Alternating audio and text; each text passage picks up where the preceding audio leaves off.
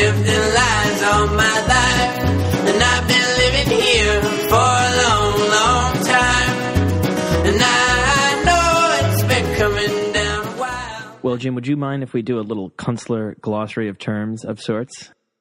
30 years ago, Lewis Mumford said of post-World War II development, "The end product is an encapsulated life spent more and more either in a motor car or within the cabin of darkness before a television set." Unquote. The whole wicked, sprawling, megalopolitan mess he gloomily predicted would completely demoralize mankind and lead to nuclear holocaust. It hasn't come to that, but what Mumford deplored was just the beginning of a process that, instead of blowing up the world, has nearly wrecked the human habitat in America. Ever busy, ever building, ever in motion, ever throwing out the old for the new, we have hardly paused to think about what we are so busy building and what we have thrown away. Meanwhile, the everyday landscape becomes more nightmarish and unmanageable each year. For many, the word development itself has become a dirty word.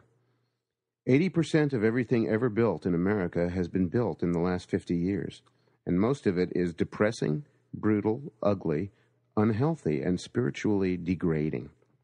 The Jive plastic commuter tract home wastelands, the Potemkin village shopping plazas with their vast parking lagoons, the Lego block hotel complexes, the gourmet mansardic junk food joints, the Orwellian office parks, featuring buildings sheathed in the same reflective glass as the sunglasses worn by chain gang guards, the particle board garden apartments rising up in every meadow and cornfield, the freeway loops around every big and little city with their clusters of discount merchandise marts, the whole destructive, wasteful, toxic, agoraphobia-inducing spectacle that politicians proudly call growth.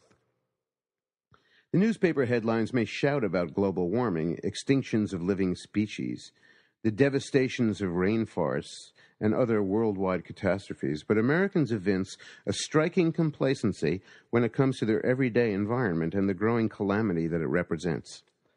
I had a hunch that many other people find their surroundings as distressing as I do my own, yet I sensed that they lack the vocabulary to understand what's wrong with the places they ought to know best, and that's why I wrote this book.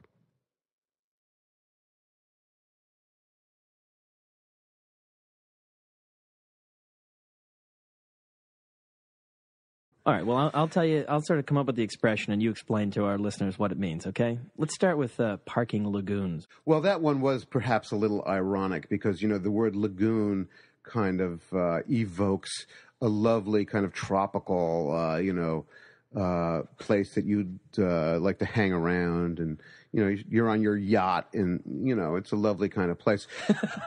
Whereas the parking lot is the opposite of that. It's, it's a demoralizing, repellent place. And so I was just trying to, mess with people on that one. Okay, how about one-story UFOs? Oh, well, I usually apply that to flagpoles, yeah. Because the idea is you put up a horrible building, like some corporate box, some degrading piece of crap, and then you put an ensemble of 3 flags in front of it, which are not really there to show your patriotism. They're there to ward off criticism, because if you put a flag in front of something that brands it as, being something you identify your culture with. And so, you're not supposed to diss your own culture because that's not nice. So that's why there are so many flags in front of the corporate buildings. So, Jim, what is the happy motoring scene? Well, it's the program. The happy motoring program is what we got in America for getting around. And it has been the thing is, it was really a wonderful, it must have started out as a wonderful experience. I mean, imagine being in the United States in 1927, when there were only, a few million cars in the country, and, the open road was really the open road. The countryside had not been screwed up with all this stuff. It must have been a wonderful experience for the first, decade or 2 or 3 before World War II. And, of course, we had our own oil supply in this country, and it was really cheap, and it must have been just fabulous. But, of course, that's not the experience of our generation or your generation, which is just below mine. And, with ours, we got all the post-World War II crap. And so that changed everything. And it was just a system that got totally out of control. And now it's nearing its end. We can't imagine living without it. And the whole thing is just tragic and awful.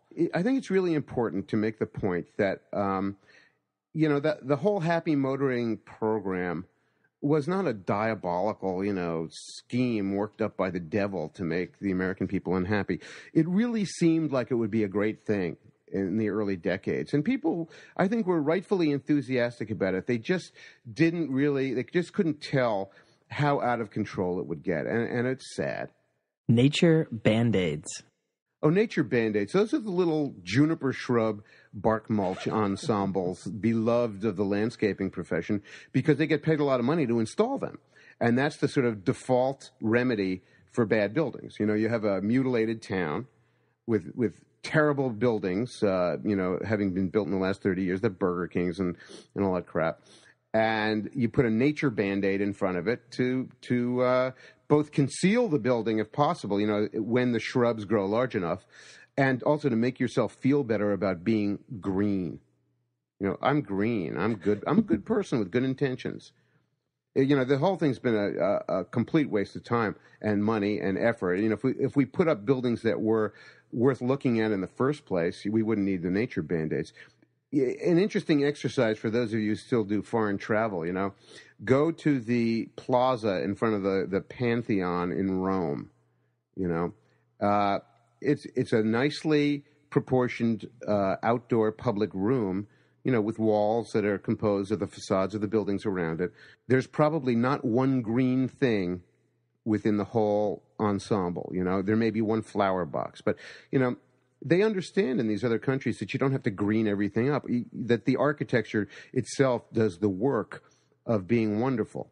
Well, in a way, berms are kind of nature Band-Aids, too, although they don't even include juniper shrubs and bark mulch beds. But it's so crazy when you go to these planning board meetings that they insist on a berm, as if whatever you're building is so hideous that it must have this barrier to obstruct your sight of it. Well, absolutely. In fact, they usually do have plantings on them. That's the whole point. And they're called buffers. I think that's generically the name. Typologically, the berm is one kind of buffer. And that's a raised kind of little esker that runs between the Kmart and the Walmart. And, you put a bunch of birch trees on it, and that's supposed to make things all right. One of the things I really love out here, it's one of my favorite, and this is, putting my ironic hat on, one of my favorite constructions out here is they had this sort of Veterans Memorial Park between the Walmart and the Lowe's in the pod where all that stuff is. No one ever goes to it. I mean, it was just simply an exercise in grandiosity by the people up in Wilton, New York, and they built a kind of semicircle of flags to show how much they care about their country, and then they stick this thing on a scrap of land between the Walmart and the Kmart, and it's just a ridiculous. It probably cost $300,000, and the taxpayers in the town, paid for it. The topics that you write about are really depressing and soul-crushing, but they're funny. Like when I first went to see you speak, I was cracking up. Every time you talk about bark mulch beds and juniper shrubs, I still laugh. It's funny. Well, it's very simple. As I actually said in the first chapter of Home from Nowhere, quoting Samuel Beckett, nothing is funnier than unhappiness. When you go see a Laurel and Hardy movie, Laurel and Hardy are hitting each other with 2x4s and dropping pianos on each other and, running each other over in their Model T Fords, that's not happy stuff, but we laugh at it. It's hilarious. If they were giving each other flowers or, sitting at a good restaurant having a wonderful meal, that wouldn't be funny at all. Yeah. But, comedy is all about people being uncomfortable. I lived in lies all my life, and I've been living here